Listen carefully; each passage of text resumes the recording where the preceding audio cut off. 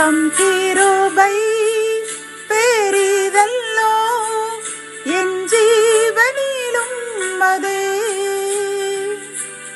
இம்மட்டும் காத்ததுவே. இன்னும் தேவை கிருபை தாருமே,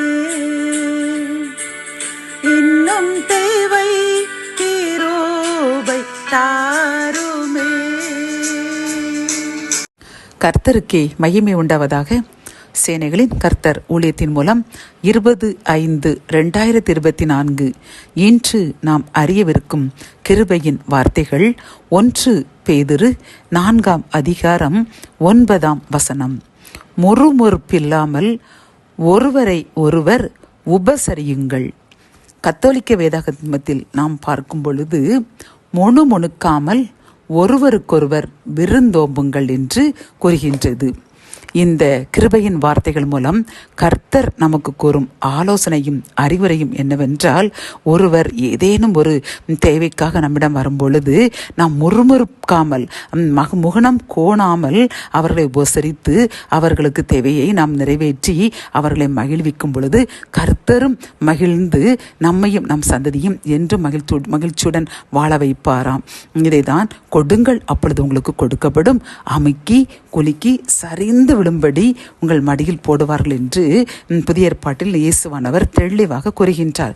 இதில் ஆதியாகமம் 24 அதிகாரத்தை பார்க்கும் பொழுது, ஆபிரகாம் தன் மகன் ஈசாக்கிற்கு பெண் கொள்வதற்காக அவனுடைய ஊழியக்காரன் எலியேசரை சாராளினுடைய சகோதரர்கள் வீட்டிற்கு அவளுடைய வீட்டிற்கு அனுப்புவார்.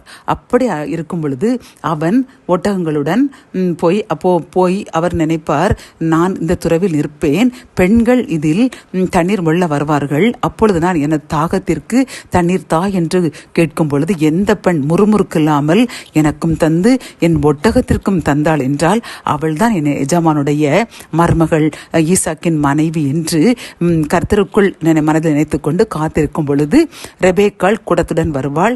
அப்பொழுது அவளிடம் எலியேசர் தான் நினைத்தபடி கேட்கும் பொழுது அவர் முகம் வளர்ச்சியுடன் உமக்கு மட்டுமல்ல முது ஒட்டகத்திற்கும் தருவேன் என்று அவள் அந்த கிணற்றுக்குள் இறங்கி அந்த ஒட்டகத்திற்கும் எலியேசருக்கும் தண்ணீர் கொடுப்பாள். உடனே அவர் மகிழ்ந்து அந்த ரெபேக்காளை தனது எஜமானாகிய ஆபிரகாமிற்கு மருமகளாக ஈசாக்கிற்கு மனைவியாக தெரிந்து கொண்டார்கள் என்று பார்க்கின்றோம். என் அன்பு சகோதரனே சகோதரியே, இதை போன்றுதான் கர்த்தரும் சில காரியங்களில் நாம் பிறருக்கு எப்படி கொடுக்கின்றோம், முகம் காணாமல் கொடுக்கின்றோமா என்று பார்த்து கொண்டே இருப்பாராம். அப்பொழுது நாமும் சில காரியங்களில் இறைவனிடம் கேட்கும் பொழுது அவர் முக மலர்ச்சியோடு நம்முடைய தேவைகளை சந்தித்து நம்மையும் நம் சந்ததியும் ஆசீர்வதிப்பாராம். ஆகவே இன்றிலிருந்து நாம் முகமலர்ச்சியோடு நம்மிடம் இல்லாமல் இருந்தால் கூட இருப்பதை கொடுத்து அவர்களை மகிழ்ச்சி அடைய செய்வோம். கர்த்தருடைய ஆசீர்வாதத்தை நாம் என்றும் அளவில்லாமல் பெற்று என்றும் முகமலர்ச்சியுடன் நாமும் நம் சந்ததியும் வாழ்வோம்.